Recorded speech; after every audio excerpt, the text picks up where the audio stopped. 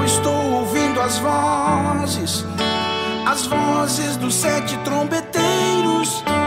E quando chegar aquele dia, Deus vai revelar e eu vou subir.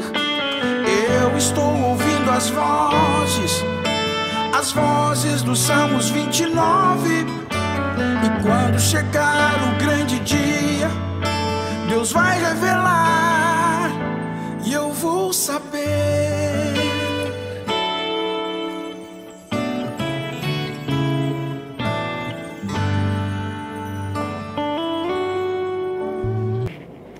Amados, vamos na escritura de Êxodo, capítulo 40.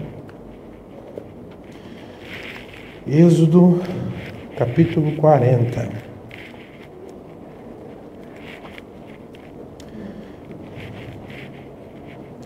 gente vai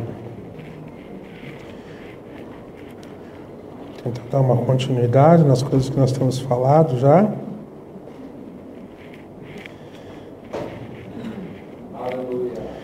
Os assuntos infinitos da Bíblia, né? Nunca acaba essas coisas. Por mais que tu entre, quanto mais tu entra, mais mel tem ali dentro, né? Então a gente gosta de se lambuzar no mel, né? É tão bom isso. Então a gente vai tentar aqui dar um contexto para essas coisas que nós temos tentado falar. Tentar mostrar para vocês essa realidade celestial que Deus tem. Trazendo um outro ponto, né? Vamos começar em Êxodo 40. A gente tem bastante escritura, mas vamos começar em Êxodo 40. Quantos acharam Êxodo 40? Digo amém? Amém? Então vamos ler. Falou mais o Senhor a Moisés, dizendo: no primeiro mês, no primeiro dia do mês, levantarás o tabernáculo da tenda da congregação e porás nele a arca do testemunho, e cobrirás a arca com o véu. Depois colocarás nele a mesa, e porás em ordem o que deve pôr em ordem nela. Também colocarás nele o candelabro, e acenderás as suas lâmpadas. E porás o altar de ouro para o incenso diante da arca do testemunho. Então pendurarás a cortina da porta do tabernáculo. E porás também o altar do holocausto diante da porta do tabernáculo da tenda da congregação. E porás a pia entre a tenda e a congregação, e porás a pia entre a tenda da congregação e o altar, e nela porás água. Depois porás o pátio ao redor, pendurarás a cortina à porta do pátio. Então tomarás o azeite da unção, e ungirás o tabernáculo e tudo que há nele, e o santificarás com todos os seus pertences, e será santo. Ungirás também o altar de holocausto e todos os seus utensílios, e santificarás o altar, e o altar será santíssimo. Então ungirás a pia e a sua base, e a santificarás. Farás também chegar a Arão e a seus filhos à porta da tenda da congregação, e os lavarás com água. E vestirás a Arão as vestes santas, e ungirás e o santificarás para que administre o sacerdócio. Também farás chegar os seus filhos, e lhes vestirás as túnicas, e os ungirás como ungiste a seu pai, para que me administrem o sacerdócio, e a sua unção lhe será por sacerdócio perpétuo nas suas gerações. E Moisés fez conforme tudo que o Senhor lhe ordenou, assim o fez. Amado Senhor Jesus, Pai, nós lemos a Tua palavra, Pai, e sabemos que ela é toda a verdade, Senhor. Pai, obrigado, Senhor, por essa verdade absoluta que o Senhor tem nos dado nos últimos dias, Pai. Foi esse livro que o Senhor abriu, o Senhor não foi outro, Senhor. Ó, Senhor, foi o livro da vida do Cordeiro, onde contém os nomes dos filhos do Cordeiro, Pai. Ó, Pai, nós cremos que nós somos um desses filhos, Pai. Nós estamos aqui crendo nisso de todo o nosso coração, Pai. Pai, que o Senhor possa abençoar os teus filhos, Pai, ajudá-los a compreender as tuas escrituras, como o Senhor fez com Pedro, como o Senhor fez com Tiago, como o Senhor fez com João outrora, Pai. O Senhor possa fazer com os filhos desse dia. É como eu oro, no nome santo e bendito do Senhor Jesus. Amém, Deus. Pode sentar, amados. Eu tenho um tema, meu tema é os 7 trombeteiros e o anjo sacerdote. Agora, a primeira coisa que você vê naquela escritura que nós lemos ali, em Êxodo 40, você vê que cada utensílio do tabernáculo ele tinha um lugar específico. E você não podia fazer nada na tua cabeça. Tudo era conforme Deus tinha mostrado a Moisés naquela visão. E eles tinham que operar segundo aquilo que Moisés dizia para eles. Lembra que Moisés, ele era o homem a qual ele tinha matado um egípcio. E mesmo assim, ele era o homem escolhido por Deus para tirar o povo do Egito. E lembra que o próprio Moisés, que matou um egípcio, escreveu nas tábuas da lei, dizendo, não matarás. Estranho, né?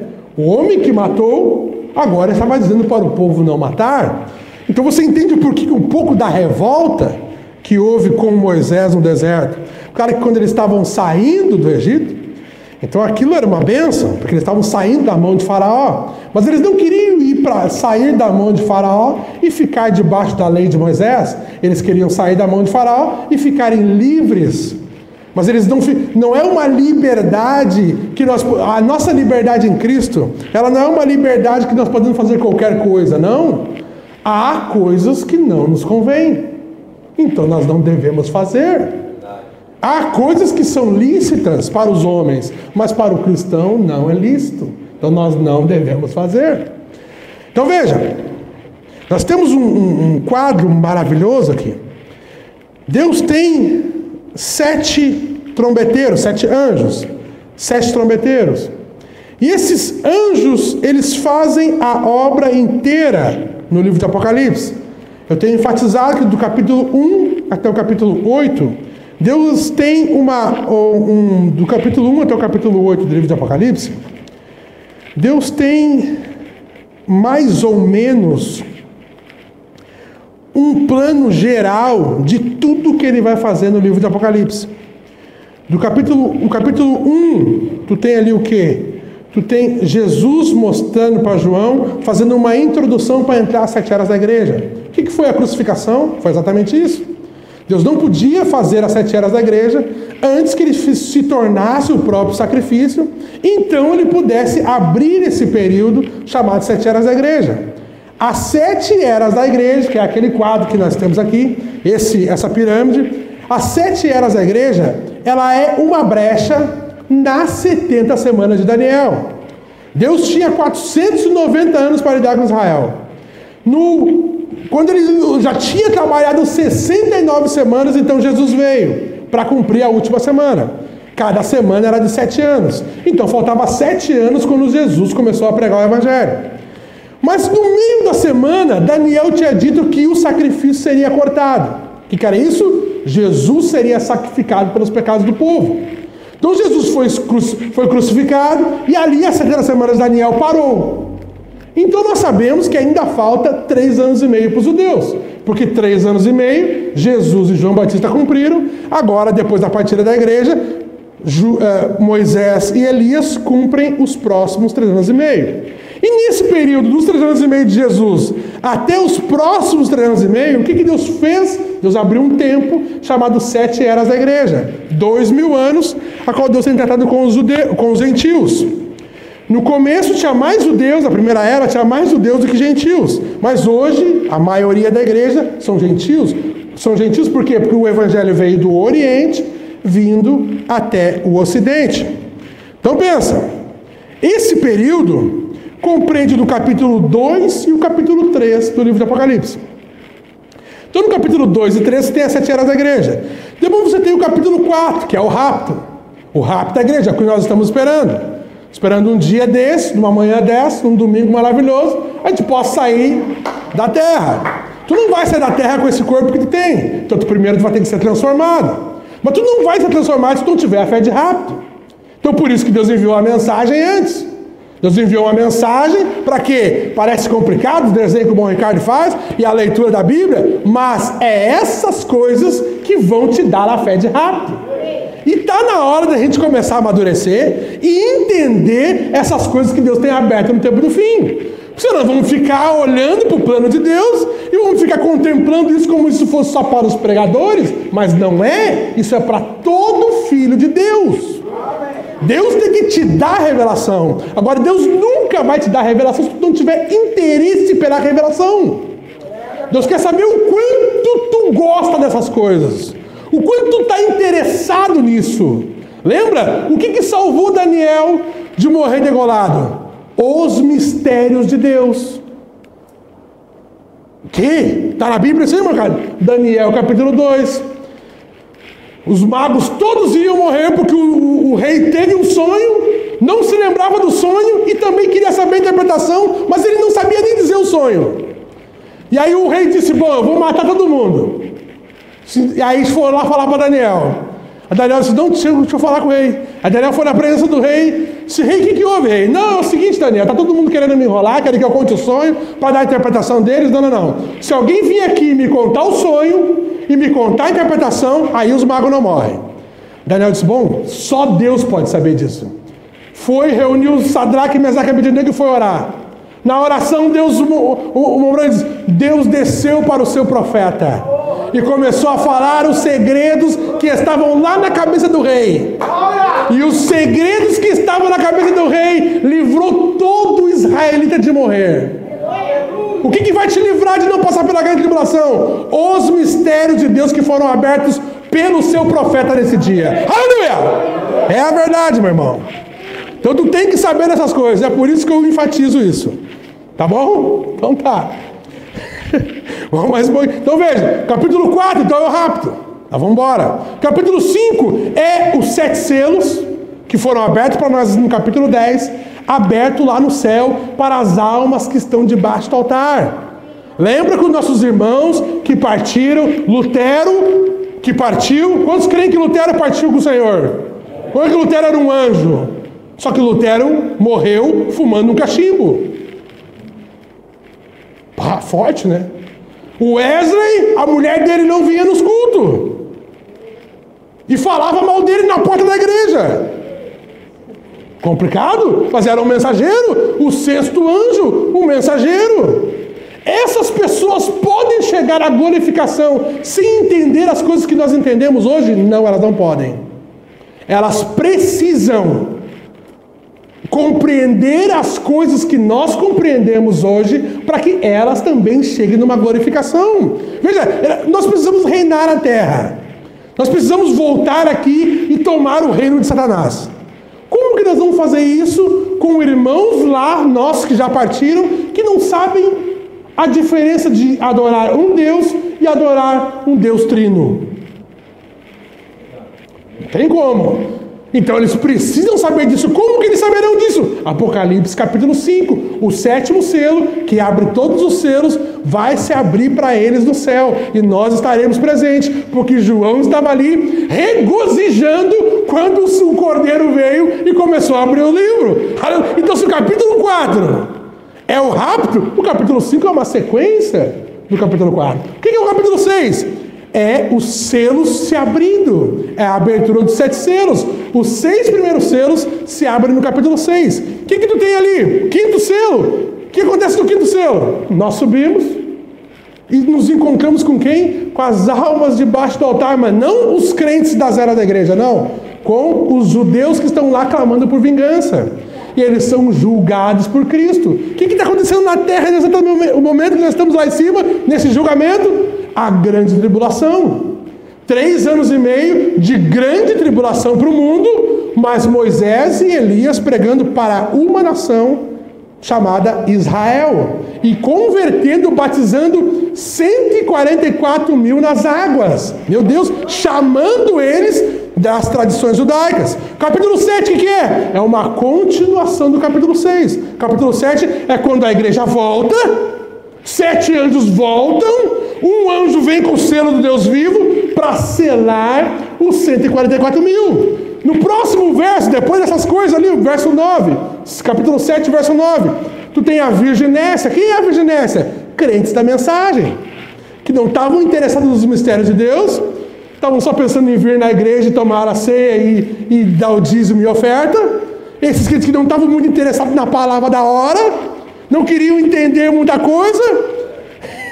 Esses crentes agora estão ali diante do trono adorando a Deus.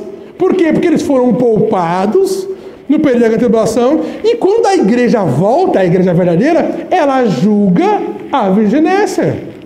E vai ser jogado na cara deles. Por que vocês não creram quando nós estávamos aqui? Por quê? Pois é. Entende? É isso? Capítulo 7. E o capítulo 8 o que é? Sétimo selo. O que é o sétimo selo? É a vinda do Senhor. Quando Jesus veio a primeira vez, o que era? Era o sétimo selo. Quando Jesus vem na segunda vez, o que é? É o sétimo selo. Quando Jesus vem a terceira vez, o que é? É o sétimo selo. Porque o sétimo selo, diz o profeta, é a sua vinda. Oh, glória! Então tu começa no capítulo 8, agora eu consegui. Capítulo 8, no verso 2, tu vai começar um novo ciclo no livro de Apocalipse. Até então, do capítulo 1 ao capítulo 8, era um plano geral de tudo o que ia acontecer. Agora no capítulo 8, 9 e 10, Deus está enfatizando a era de Laodiceia. Deus está enfatizando o nosso dia quando nós estamos vivendo. Então nós vamos ler aqui no verso 2 em diante, do capítulo 8. Olha aqui. Esse aqui é o meu tema. Veja, os 7 anjos trombeteiros e o anjo sumo sacerdote. E vi, capítulo 8, verso 2. E vi os 7 anjos. Quais 7 anjos? Paulo, Irineu, Martim, Columba, Lutero, Wesley e Brana. Esses. Que estavam diante de Deus. Onde é que eles estão agora? Onde é que está Paulo, Irineu, Martim, Columba, Lutero, Wesley e Brana? Estão na terra? Estão diante de Deus. Eu amo Jesus. Olha aqui, a escritura está falando, e é a verdade. E veio outro anjo, outro anjo. Então veja, tu tinha 7 anjos ali, diante de Deus, e agora veio um outro anjo.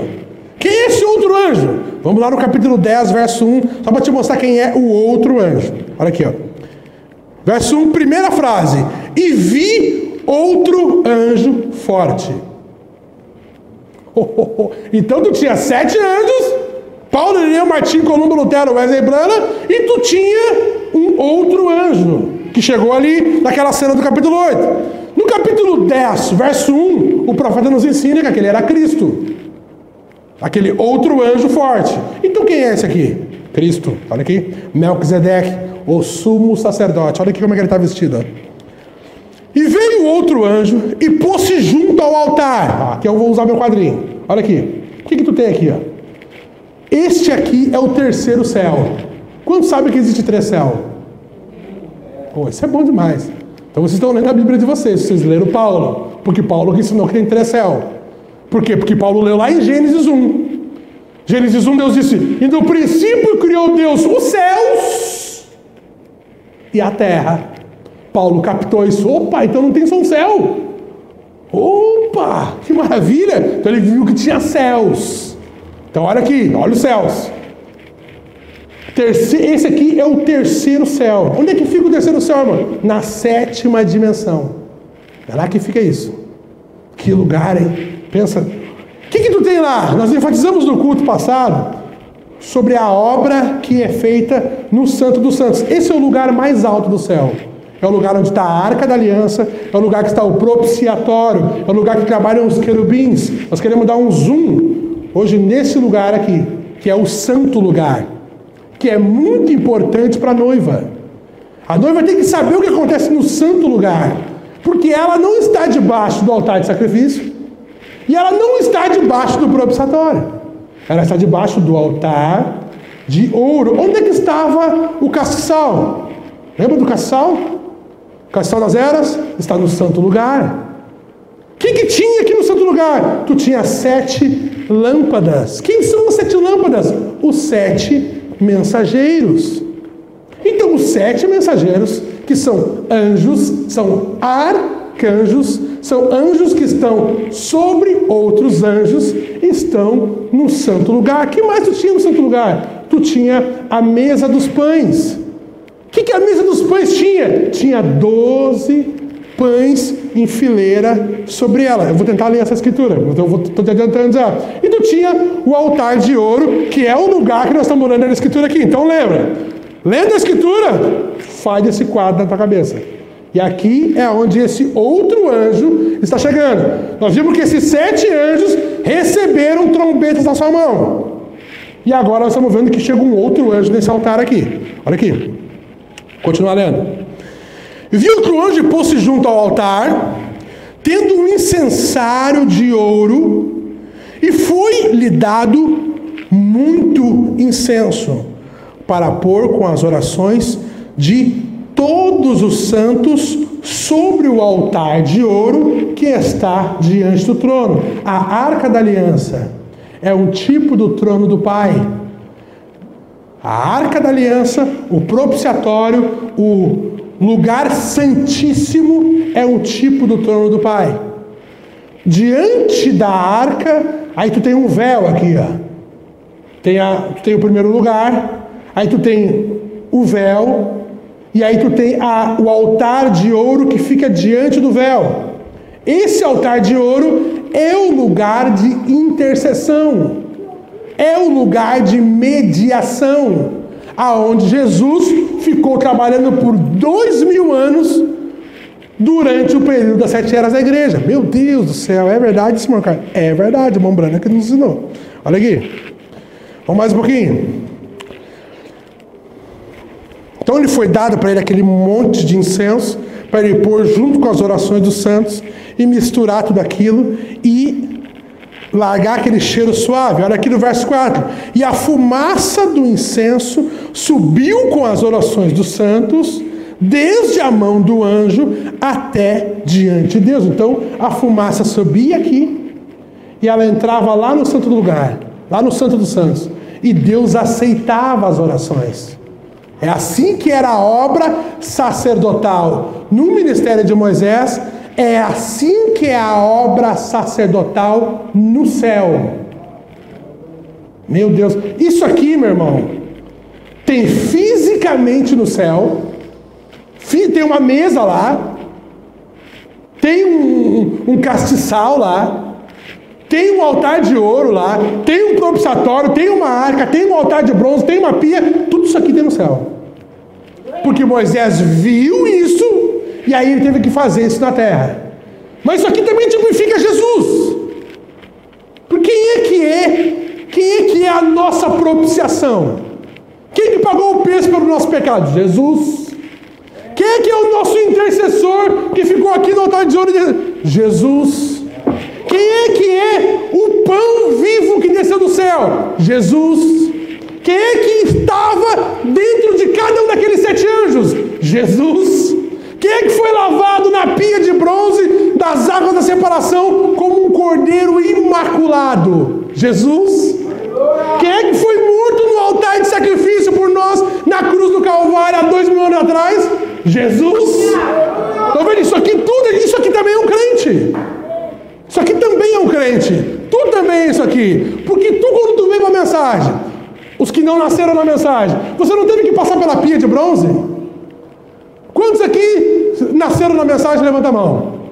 Poucos nasceram na mensagem. Eu não nasci na mensagem. Quando eu cheguei na mensagem, eu tive que passar pela pia de bronze. Pregaram um pouquinho o evangelho para mim e disseram: bom, irmão, se tu não quer te batizar, nós temos que seguir pregando o evangelho, porque tem pessoas para se batizar ainda. E eu tive que me batizar, e essas aqui foram as águas da separação para mim. Deus teve que me separar do mundo.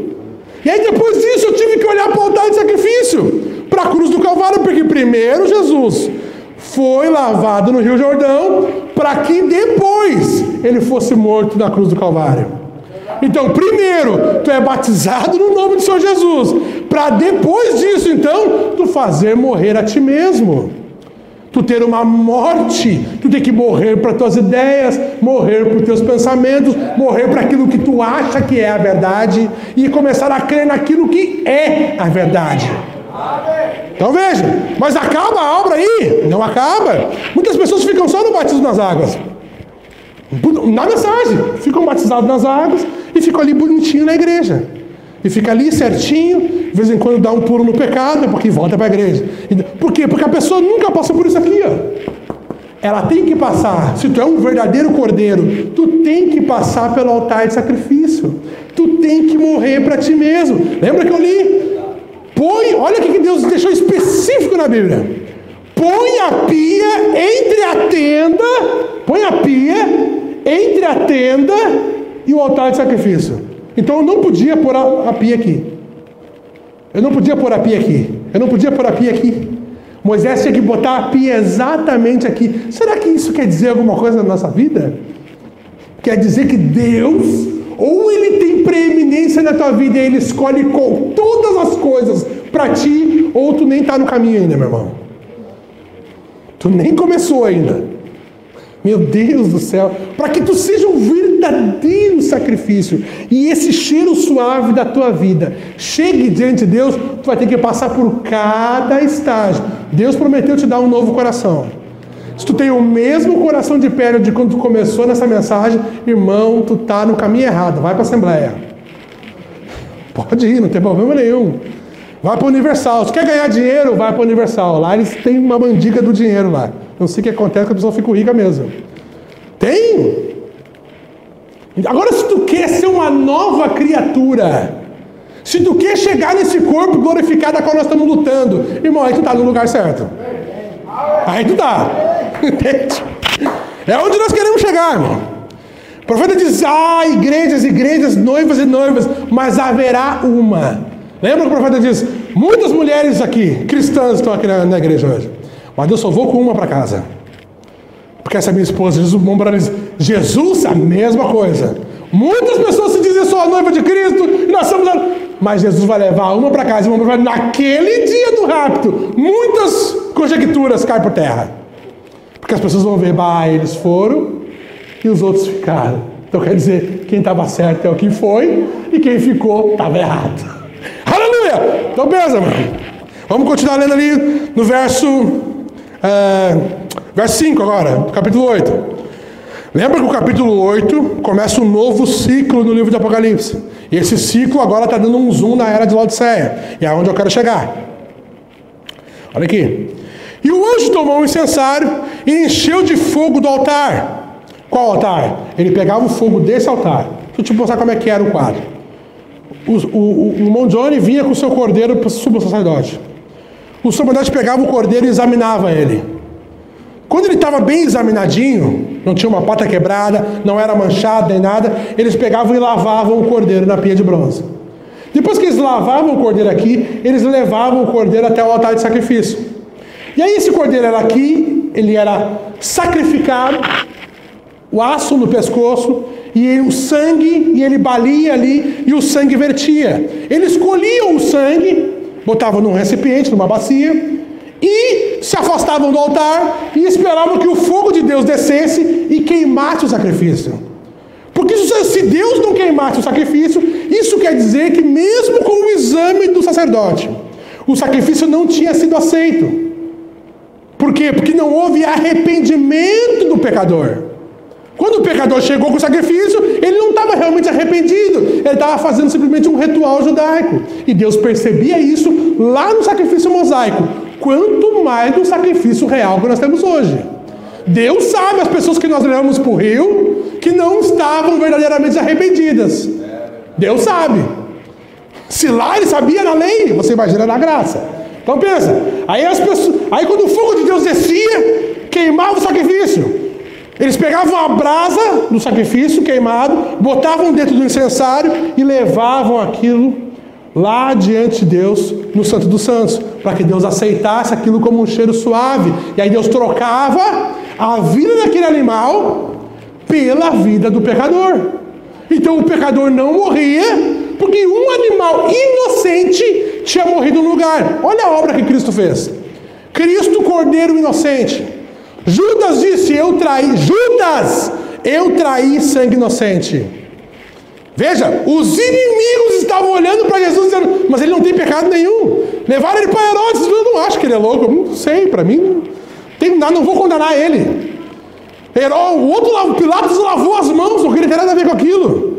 Porque eles viram que Jesus era o cordeiro inocente, a obra-prima de Deus. A obra-prima já tinha sido lavada, agora ele estava no salão dos críticos. Foi para Herodes, foi para Pilatos, Judas, salão dos críticos. E até os críticos estavam dizendo que ele era o cordeiro de Deus, que não tinha pecado nenhum. E aí Jesus foi para o Calvário para ser sacrificado. No terceiro dia, o que aconteceu? O fogo de Deus desceu do céu e ressuscitou Jesus dos mortos. E ele levantou triunfantemente domingo de manhã. E quando ele levantou domingo de manhã, o que aconteceu? Ele, com as brasas vivas do altar, ele subiu lá no Santo dos Santos e aspergiu 7 gotas de sangue lá no propiciatório no céu. Quem é que estava na terra? Ele tinha passado 40 dias com os apóstolos. E aí no 40º dia ele disse, eu vou subir agora e vocês vão para o cenáculo alto. Fiquem lá até que vocês sejam revestidos de poder. E ele subiu para fazer a obra sacerdotal no céu, a obra no Santo dos Santos, enquanto os irmãos ficaram 10 dias, 10 dias orando no cenáculo alto. Aquela oração terminou como? Com o Espírito de Deus descendo na forma de colunas de fogo e entrando em cada um deles. E eles foram revestidos de poder. E assim começou o que nós chamamos de 7 eras da igreja. Depois que Jesus fez isso no céu, ele passa para esse outro lugar. Ele já fez a obra no Santo dos Santos. Agora ele tem que fazer a obra no santo lugar. Por quê? Porque agora começou a 7 eras da igreja. Ele tem 7 anjos, Paulo, Irineu, Martim, Columba, Lutero, Wesley e Brana, para enviar para cada período específico da história, para ligar o que aconteceu na cruz do Calvário, para ligar o que aconteceu no cenáculo alto com os nossos dias. Meu Deus, olha que plano maravilhoso. Aí Jesus pega o pão vivo que desceu do céu, isso no céu, está lá no altar de bronze. No altar de perdão, no altar de ouro. Ele está lá no altar de ouro. Meu Deus, tem que ler isso aqui para vocês. Tem que ler. Obrigado. E o anjo, verso 5 do capítulo 8 ainda. Eu estou travado no capítulo 8, mas olha aqui. Eu tenho muita escritura aqui. E o anjo tomou o incensário e encheu de fogo do altar e lançou sobre a terra. E houve depois vozes. O que aconteceu no capítulo 10? 7 vozes de 7 trovões misteriosos vieram sobre os crentes eleitos dessa era. Para que são essas 7 vozes? Para que são esses 7 trovões? Para nos trazer a bendita fé de rapto. E olha aqui, mas teve que ter uma obra sacerdotal no altar de ouro para que isso pudesse vir. Olha aqui, ó. Primeiro ele teve que acender aquele sacrifício. Olha aqui, ó. Relâmpagos e um terremoto. E os 7 anjos que tinham as 7 trombetas prepararam-se para tocá-las. Olha aqui, vamos lá no capítulo, em Êxodo, capítulo 30. Quero mostrar algo para vocês ali. Sobre esse trabalho no santo lugar. Olha que maravilha isso aqui. Êxodo 30. Êxodo 30, verso 1 até o... Se Deus permitir, até o 10. Vou correr um pouquinho. Olha aqui. Farás um altar para queimar o incenso. É o altar de ouro, que está diante do véu, perante a arca do Senhor. De madeira de acácia o farás, e o seu comprimento será de 1 côvago, e a sua largura de 1 côvago. Será quadrado por 2 côvagos de altura, dele mesmo serão as suas pontas. Então ele tinha 4 pontas, esse altar. E com ouro puro o forrarás, e o seu teto e suas paredes, e ao redor, e as suas pontas, farás uma coroa de ouro. Por que uma coroa? Pensa nisso aqui, só um parênteses. Jesus, os ofícios de Deus, deixa eu deixar isso aqui para ti assim. Os ofícios que Deus opera são ofícios acumulativos. O que são ofícios acumulativos? Por exemplo, na terra, Um pastor não pode ser um evangelista e não pode ser um apóstolo. Não, não pode. Ou ele é um pastor, ou ele é um apóstolo, ou ele é um evangelista. Esses homens que são tudo, eles não são nada. Entende? Não. Agora, Jesus não. Jesus, todos os ofícios que ele vai obrando, ele vai acumulando esses ofícios. Ele não perde o ofício passado, porque ele está no ofício presente. Quer ver? Jesus está no ministério do Filho do Homem, hoje. O que é o ministério do Filho do Homem? É o ministério de Deus em profeta. É? Mas ele deixou de batizar as pessoas com o Espírito Santo? Mas quem batiza com o Espírito Santo é o Filho de Deus. Entendeu? Então ele acumulou o ofício. Ele deixou de trabalhar no ofício de Filho de Deus para trabalhar no ofício de profeta, no ofício de revelador da palavra, no ofício de Filho do Homem. Mas ele não deixa de ser o Filho de Deus. Ele só não está trabalhando naquele ministério, ele está trabalhando nesse outro ministério, mas ele acumulou o ofício. Por exemplo, se você me encontrasse há 21 anos atrás, tu ia só conhecer o filho da dona Suzana. Mas depois se tu me encontrasse um ano depois, tu ia conhecer o marido da irmã Kelly. Eu deixei de ser filho da dona Suzana? De forma nenhuma. Agora eu acumulei um outro ofício. Agora eu sou marido. Um ano depois, eu virei o pai do Eduardo. E aí eu era filho da dona Suzana, marido da irmã Kelly e pai do Eduardo. Deixei de ser o filho da dona Suzana? Não deixei. Tanto que se eu não for lá, ela fica brava comigo. Mora aqui na minha casa, que eu vou lá muito pouco. Entende? Eu acumulei ofícios. Jesus veio acumulando esses ofícios. Na terra ele era profeta. Subiu aos céus, ele se tornou o sumo sacerdote. Mas qual era o sumo sacerdote? Lembra? Ele tinha que vir da tribo de Levi. Mas Jesus não veio da tribo de Levi. Jesus veio da tribo de Judá. Davi, de que tribo que ele era? Da tribo de Judá. O que Davi era? Era sacerdote? Não, era rei. Então o reinado de Jesus e o sacerdócio de Jesus se acumularam em uma pessoa chamada Jesus. Então por isso que o altar de ouro, ele tinha uma coroa de ouro, mostrando que o sumo sacerdote tinha juntado o ofício de rei, e agora era rei e sacerdote. Aleluia! Eu amo Jesus, irmão. Meu Deus do céu. Olha aqui, vamos ler, continuar lendo Êxodo 30. Verso 4. Também lhe farás 2 argolas de ouro debaixo da sua coroa. Nos 2 cantos a farás, e ambos os lados serão os lugares dos varais com que será levado. Então lembra, todos esses móveis aqui, todos esses utensílios, todos eles tinham argolas nas suas pontas. Essa aqui é a mesa, esse aqui é o altar de ouro, esse aqui é o castiçal. Todos eles tinham argolas. Para quê? Porque eles eram utensílios móveis. Assim como o crente não é uma coisa parada, que vem domingo na igreja, senta no culto, dorme quando o pregador está falando e vai embora para ver o Fantástico. Não, não. O crente, ele tem ação. O crente, ele fala amém. Ele fala aleluia. Ele fala glória a Deus. O crente faz isso, porque ele é móvel, ele está se movendo, ele não é uma água parada. Lembra da cisterna rota? Eles abriam um buraco e aí eles disseram, aqui está a água. Jesus, mas eu fiz tanta cachoeira e coisa linda que a água passa e vai e está sempre renovada, e tu quer um buraco cheio de água onde acumula bicho? Não, o crente não pode ser uma cisterna rota. O crente é um manancial de rio de água viva, sempre se renovando, irmão. Meu Deus do céu. Olha aqui. Só vamos continuar aqui na leitura. Então isso é os varais, isso é porque tinha os varais, tinha as argolas. E porás diante do véu, olha aqui o véu, que tem o véu, que tem a arca. E porás diante do véu que está diante da arca do testemunho, diante do propiciatório que está o testemunho, onde me ajuntarei contigo. E Arão sobre ele queimará o incenso das especiarias cada manhã. Quando puser em ordem as lâmpadas, o queimará. Quem eram as lâmpadas? 7 mensageiros. As 7 lâmpadas. O que são as lâmpadas? O corpo físico. Veja, essa lâmpada, se nós apagar ela, ela continua aqui, mas a luz saiu. Que é a luz, o Espírito de Deus. Os 7 Espíritos de Deus é a luz que está dentro. As 7 lâmpadas são os 7 mensageiros que carregavam a luz, eram portadores da luz. Por isso que Jesus disse: eu sou a luz do mundo, enquanto estou no mundo, sou a luz do mundo. Depois ele disse: vós sois a luz do mundo.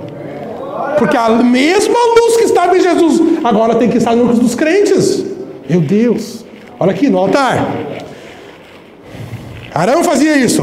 E acendendo Arão as lâmpadas à tarde, lembra? O profeta diz: eu sou o mensageiro do entardecer. E Arão, quem é Arão? Olha a tipologia. Arão é o sumo sacerdote. Melquisedeque era o sumo sacerdote. Quem era Melquisedeque? Jesus. Jesus é o sumo sacerdote dos bens futuros. Aleluia! Olha aqui. E Arão os queimará, e este será o incenso contínuo perante o Senhor pelas vossas gerações. Quanto tempo durou esse ministério de Jesus? Ou dura esse ministério de Jesus? 2000 anos. Depois que ele fez a obra aqui, aspergiu o sangue, o Espírito desceu, começou a ser tirado da igreja, ou a igreja primitiva começou a entrar em ação, ficou uns 20 anos, a igreja primitiva em ação, até que Deus ungiu Paulo. O que ele fez? O que Jesus estava fazendo no céu? Jesus estava no altar de incenso, queimando as especiarias da unção, e aí pondo em ordem as lâmpadas. Aí ele pegou e acendeu Paulo, lá no céu. E aí aquilo refletiu aqui na terra. Paulo nasceu, meu Deus, Paulo foi criado por Gamaliel ensinando para ele as escrituras, e ele um fariseu de fariseu, da tribo de Benjamim, mas ele era o homem da transição. O Moura fala, existe um ministério de transferência, porque o Espírito Santo foi derramado primeiramente aos judeus, depois teve que vir alguém dos judeus para trazer o Espírito Santo para os gentios. E quando o Espírito Santo foi derramado nos gentios, foi lá na igreja de Éfeso. Por quem? Paulo. Paulo, um judeu, trouxe o Espírito Santo para os gentios. Será que isso não vai acontecer de novo? Será que um gentil não tem que levar agora o Espírito Santo para os judeus? Se aconteceu no começo da era, tem que acontecer no final da era. Meu Deus do céu. Tá, mas não é esse meu tema. Meu tema é te mostrar o que está acontecendo no céu, para tu ver o que está acontecendo na terra. Olha aqui. Verso 8. Não, verso 9. Não oferecereis sobre ele incenso estranho. O que é aquela oração estranha? Aquele hino estranho, sabe? Aquela oração que parece estar louvando o pastor ou louvando o membro. Não, irmão. Louvando a igreja. Isso é incenso estranho. Oh Senhor, como a nossa igreja é perfeita, como a nossa... Misericórdia. Misericórdia. Nós somos dignos do inferno. Todos nós. Nenhum passa se não for o sangue de Jesus. Nenhum. Não, mas eu nasci, Deus o livre, nunca fiz nada de errado. Tu nasceu em pecado e foi formado em iniquidade. Já está errado. O teu nascimento já foi podre. Não é, irmão, a tua conexão com o pecado não é o que tu efetua, é o que tu já veio assim. Deus já pegou um material estragado, que foi o homem vindo do sexo. Deu. Se tu não fizer nada, tu tem que nascer de novo para Deus falar contigo. E agora você não fez nada? Não, tu faz. Tu começa. Eu peco 1000 vezes por dia. Profeta, homem que nunca fumou, nunca bebeu e nunca prostituiu o corpo dele. O que falta para nós? O que sobra para nós? Então pensa. Não oferecer nele incenso estranho, nem holocausto, nem oferta, nem tampouco derramarei sobre ele libações. Então esse altar era um altar que oferecia o incenso aromático. Não era para oferecer nada de libações nele. Azeite, não era para oferecer nele. Vinho e sangue, mas tinha um dia, oh glória. Agora o verso 10, que é a pedra de coroa, olha aqui, ó. E uma vez no ano Arão fará expiação sobre suas pontas com o sangue do sacrifício das expiações. Então tinha uma vez no ano que esse altar recebia libações. O que é que eu falei para ti que está debaixo desse altar aqui? Lembra? Esse altar aqui, ó, os judeus. Os judeus que ainda vão receber o Espírito Santo. Ainda vão, não receberam. Aqui, a maioria dos judeus, a maioria das pessoas que estavam no cenáculo alto, eles estavam debaixo desse altar aqui. Jesus estava trabalhando aqui, derramando as 7 gotas, para que o Espírito Santo descesse no cenáculo alto. Mas quem é que está aqui? O que tu tem aqui de semelhante que o Umbrella te mostrou tanto? Tu tem o quê? O castiçal. O que tu tem no castiçal? Tu tem as 7 eras da igreja. Tu tem os crentes das 7 eras da igreja. Onde é que eles estão? No santo lugar. Uma vez no ano, no dia da expiação, com o sangue das expiações. Vamos ver quando é que é o dia da expiação? Vamos ver. Vamos lá em Levítico. Um pouquinho para frente. Próximo livro, na verdade. Levítico, olha o que diz. Levítico 16. Vamos no 23. Levítico 23. Senão eu vou ficar ali. Olha aqui. Lá no verso, Levítico 23, no verso 26. Falou o Senhor mais a Moisés, dizendo: mas aos 10 dias deste mês 7º é o dia da expiação. Quando é que era? No dia 10 do mês 7. O que acontecia? O sangue era aspergido no altar de ouro. Quando o sangue foi aspergido no propiciatório, meu Deus, eu tenho que ler isso aqui para ti. Vamos ver se tu crê no Mombrana. Vamos ver, olha aqui. Porque a gente fala que crê, mas não crê nada, né? Mas olha aqui, ó, vou te ler isso aqui,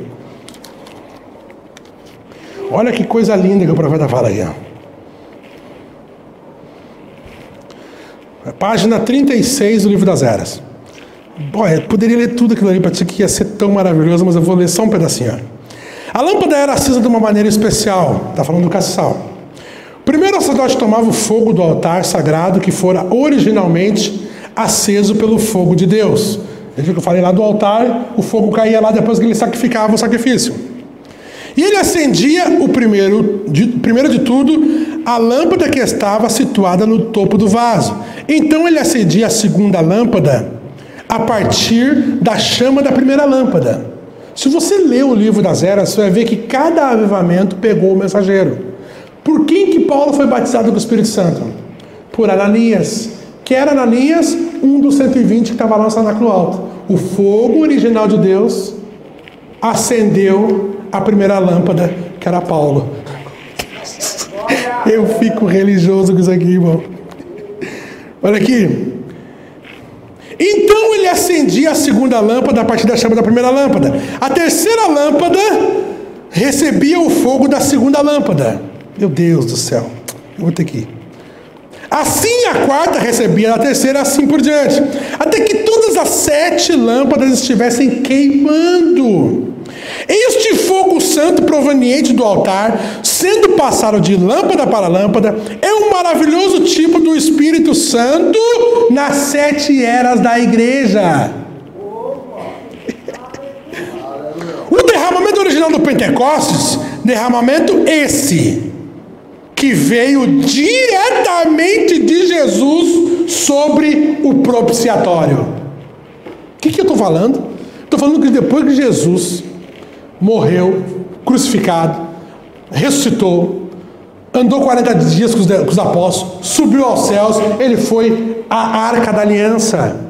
Ele foi lá e derramou o Espírito, ele derramou o sangue carmesim lá. Aquele sangue desceu em forma de Espírito Santo sobre os 120 do cenáculo alto. Então, quando o sangue é aspergido lá, o que desce? A vida de toda a carne. Está onde? No sangue. Se nós tirar o teu sangue aqui, será que tu consegue ir embora? Tu não consegue, porque a tua vida está no teu sangue. E a vida de Jesus está onde? No sangue de Jesus. Então o Espírito Santo está onde? sangue de Jesus. Quando ele asperge o sangue, o Espírito Santo vem e toma as pessoas. Meu Deus, mas isso era feito 3 vezes. Primeira vez, aqui. A segunda vez eu li para vocês, no altar de ouro. No altar de ouro, no dia da expiação. Porque quando o Umbrana veio, os pentecostais já tinham o Espírito Santo. Ele recebeu deles. E como é que o Espírito Santo ia chegar em nós? Como que chegou em ti? Como que chegou em mim? Deus, no dia da expiação, no dia 10 do mês 7, Apocalipse 10, 7, quando os mistérios tivessem para soar, Deus estava no altar de ouro, fazendo as 7 lâmpadas, já tinham sido acesas, já tinham pegado aqueles 12 pães e trazido para cada um dos mensageiros, porque lembra, cada mensageiro sempre tentou levar a igreja para aquilo que eles tinham no Pentecostes. Aqueles 12 falando o quê? Dos 12 apóstolos da igreja primitiva. Aquele pão, onde é que a gente aponta o batismo verdadeiro? Atos 2,38. Quem é que é a igreja de Atos? A igreja de Atos é a igreja verdadeira. Bom, é a igreja em ação, o livro de Atos. Veja, nós não estamos, o padrão não é Éfeso, não é Esmirna, não é Tiatira, não é Sardes, não é Filadélfia, não é Laodiceia. O padrão é o Pentecostes. O padrão é o livro de Atos. Todos os 4 evangelhos, eles estão protegendo o livro de Atos. Porque o livro de Atos é Deus na igreja em ação. Para onde que nós temos que voltar? Para onde nós voltamos? Para onde o profeta nos voltou? Ele não disse que Elias virá e restaurará todas as coisas como foi no princípio? Qual era o princípio? Pentecostes. Qual era o padrão? Pentecostes. Aleluia! Meu Deus! Olha aqui, irmão. Então Jesus estava ali quando o Espírito Santo foi derramado. E agora na segunda vez? A noiva desse dia, a noiva dessa era, ela não teve que receber o Espírito Santo? Nós não temos que receber o Espírito Santo? Tu acha que nós vamos crer na mensagem sem receber o Espírito Santo? Tu acha que alguém que está aqui dentro, irmão, que não tem o Espírito Santo, entende alguma palavra do que eu estou falando? Entende nada. Só vai sair do culto e ainda vai reclamar para o Monegar. Monegar, que é isso, Monegar? Eu não entendi nada que esse irmão falou. Por quê? Porque falta o Espírito da pessoa. Não é maldade, irmão, é que a pessoa não tem o azeite. Lembra que os apóstolos chegavam para Jesus e diziam assim: Jesus, o que é que tu está pregando, Jesus? Tu vai e fala do carneiro que pegou, e aí o outro veio, e aí deixou o passarinho vir, veio, comeu, e aí o outro saiu na beira do caminho. Como eu não entendo nada disso aí, Jesus? Como é que é isso aí? Jesus disse: olha,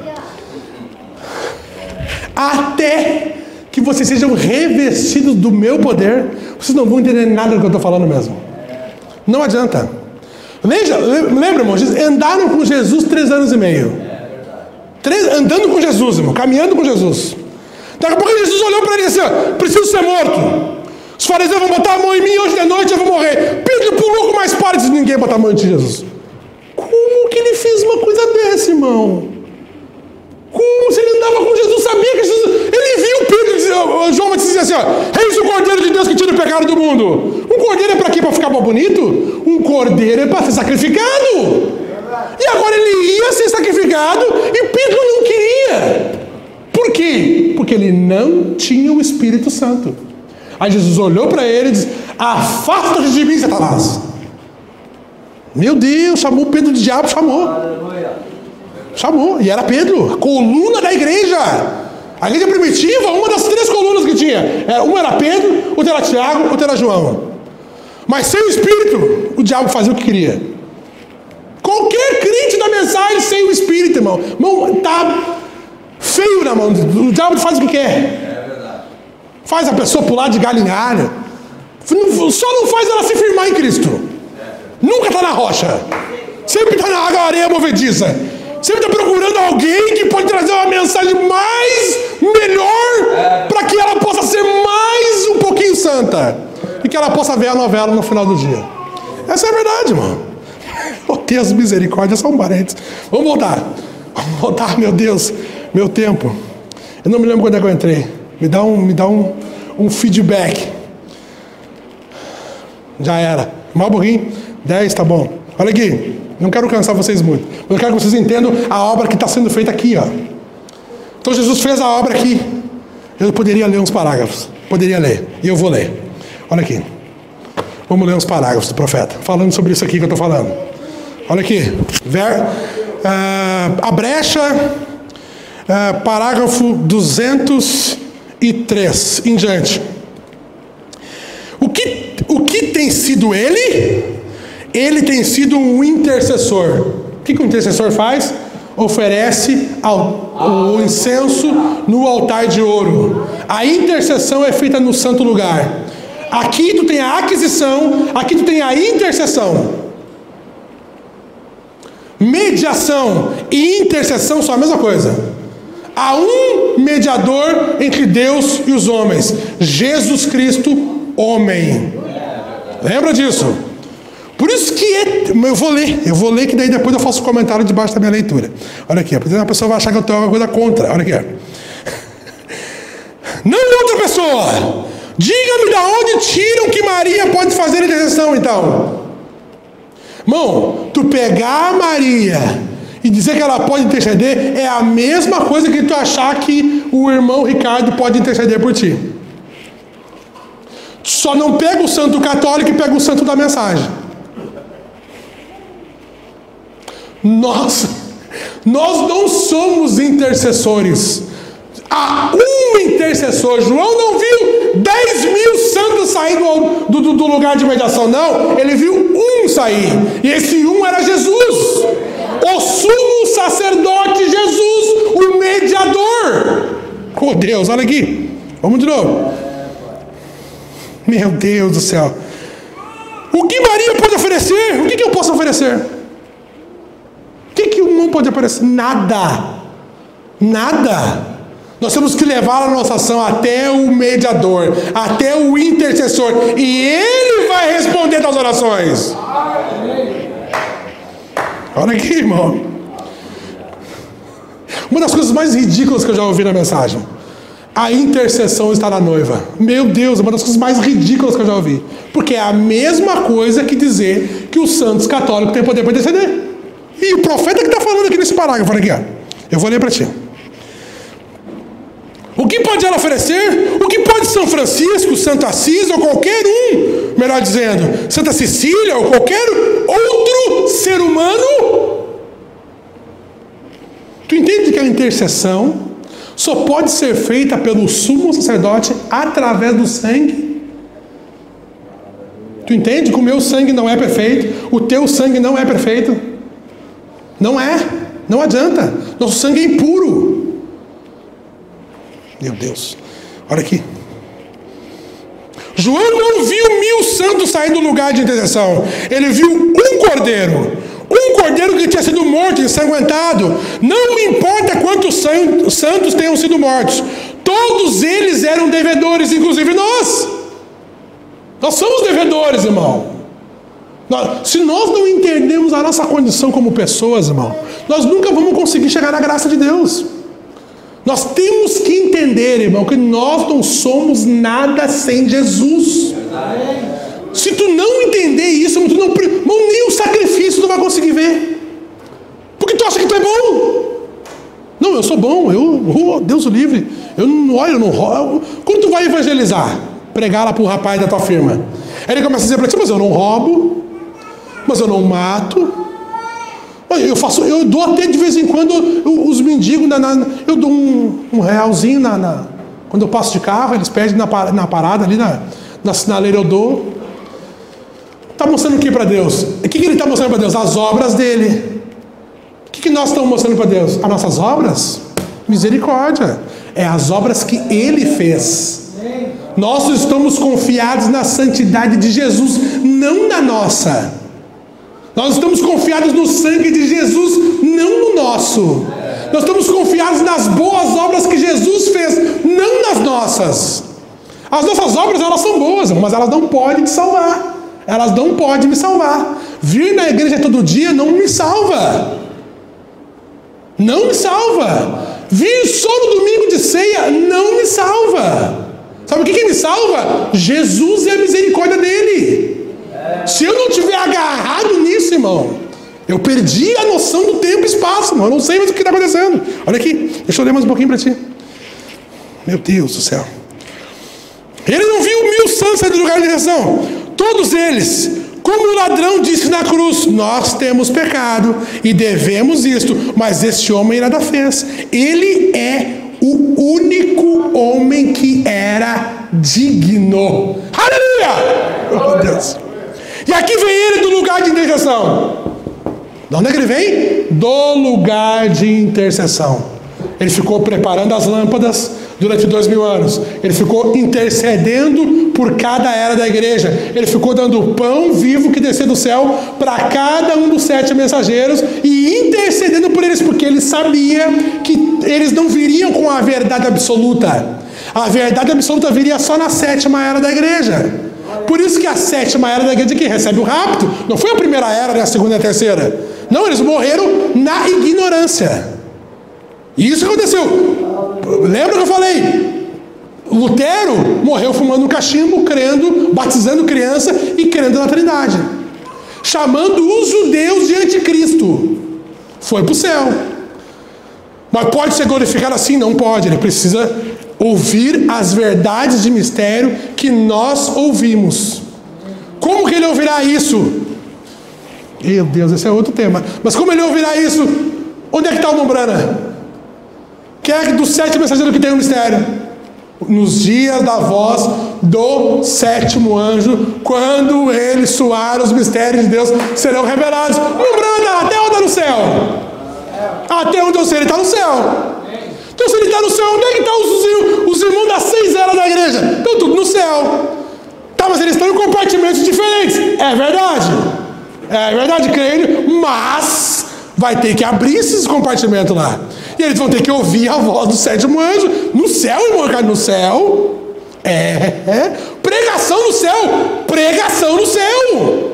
O céu não é, irmão. O céu não é, nós vamos para lá, pega uma harpa, senta numa nuvem e fica tocando. Não. O céu é um país, irmão. É um planeta igual a Terra. Lá tu tem pregação, tem culto, tem tudo lá no céu. Quando o Mombrana chegou lá, os irmãos estavam tudo em fila, cantando: avante, soldados de Cristo. Opa! No céu.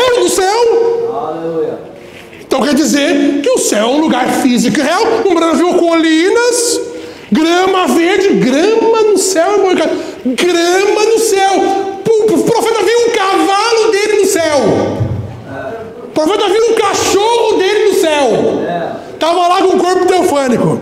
Cachorro com o corpo teofânico. Oh, glória, deve ser isso, né? Pensa nisso, irmão. O céu é um lugar real. Não vai para um lugar fictício, um lugar mental. Não, porque as pessoas têm isso. Tu fala assim, ó, porque deu uma música que escreveu uma música: o cordeiro saiu do trono e as pessoas pensam o quê? Que Jesus então ficou sentado numa cadeira 2000 anos. Até que um dia ele, acho que agora eu já descansei bem. Agora eu vou lá pegar o livro para abrir o livro. Meu Deus do céu, irmão! Eu fico louco com isso, irmão. Olha a obra que eu estou te mostrando que Jesus fez no céu.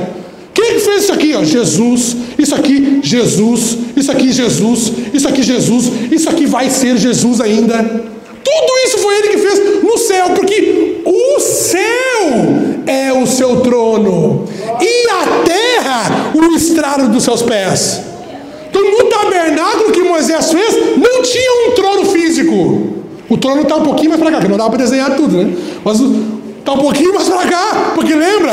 Tu tem o tabernáculo no céu e tu tem o palácio. O profeta diz o quê? Para onde é que vai a noiva nos 3 anos e meio? Não vai para cá. Não. Ela vai para o palácio. E todo rei, no palácio dele, que ele tem um trono, não é? Então lá no palácio tem um trono. Aí Apocalipse 4 vê o quê? Um trono e um assentado sobre o trono. Quando nós chegar no céu, que lugar que nós vamos? Vamos chegar no trono de Deus. Não está aqui, está mais para cá. Porque aqui é o templo. Lembra que Salomão fez? Salomão construiu em 7 anos, ele construiu o templo de Deus. Mas 13 anos a mais, que dá 20 anos, ele fez o palácio dele. E no palácio tinha o pórtico do trono. que o trono era de frente com o templo. Meu Deus do céu, eu fico religioso com isso. Deixa eu ler mais um pouquinho. Olha aqui, ó, já vou acabar, irmão. Aguenta mais um pouquinho aí. O capítulo 10, não, perdão, o parágrafo 210 da brecha. Ele sai para quê? Para fazer sua reclamação agora. Sai para reclamar agora.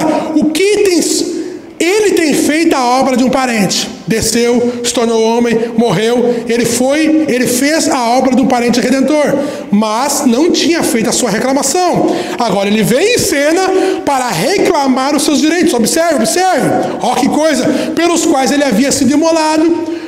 Pois veio para ser parente do homem, para morrer no seu lugar, para redimi-lo. Mas o ancião estava certo quando disse que ele era um leão. Vejam, o ancião chamou um leão, porque ele tinha sido um cordeiro.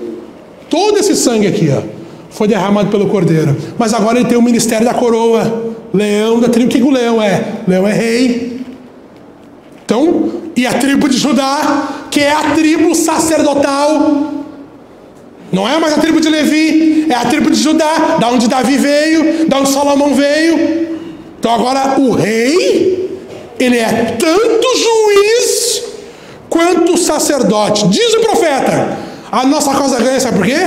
Porque o mesmo juiz é o nosso mesmo advogado. Aleluia! Oh Deus, eu amo isso. Olha aqui, porque ele tinha sido um cordeiro, um intercessor, um cordeiro sangrento, mas agora ele está vindo como leão. Seus dias de intercessão acabaram. 212, recordem, isto vem na 7ª era da igreja. Que era que nós estamos vivendo? Era de Laodiceia. A era de Laodiceia é a era que acontece o rapto. Então isto vem quando? Quando ele muda o ministério de cordeiro para leão. Isso vem quando? Na 7ª era da igreja. Oh Deus, isso vem para quem? Para nós. Mas ele deixou uma coisa assegurada. Não precisamos ter medo que acabou o sangue, porque não acabou. Ele asperge o sangue no dia da expiação aqui. E aí ele pode descer com o livro aberto e dar-se a conhecer para mim e para ti. Vamos ficar em pé. Aleluia! Oh Jesus. Meu irmão, é a obra sacerdotal de Cristo. Esses sete trombeteiros, 7 anjos, 7 trombeteiros. E o anjo sumo sacerdote Jesus é Melquisedeque. Jesus é o sacerdote segundo a ordem de Melquisedeque. Vamos orar, temos alguns pedidos de oração. Vamos orar por eles. Obrigado, meu irmão. Vamos orar por esses pedidos. Pessoas que estavam nos assistindo, acredito, e que querem oração. E saiba, irmãos, o profeta ele usa um versículo no livro de Hebreus. Ele diz que hoje mesmo Jesus é um sumo sacerdote que pode se compadecer das nossas fraquezas. Hoje mesmo. Não se extravie porque ele mudou de ofício. Não se extravie. Ele mudou de ofício, mas ele continua, ele lembra, ele tem os ofícios acumulativos, ele vai acumulando ofício, ele continua sendo um intercessor, porque Melquisedeque era um sacerdote eterno. Então Jesus continua sendo um sacerdote eterno, mesmo nos dias da sua reclamação.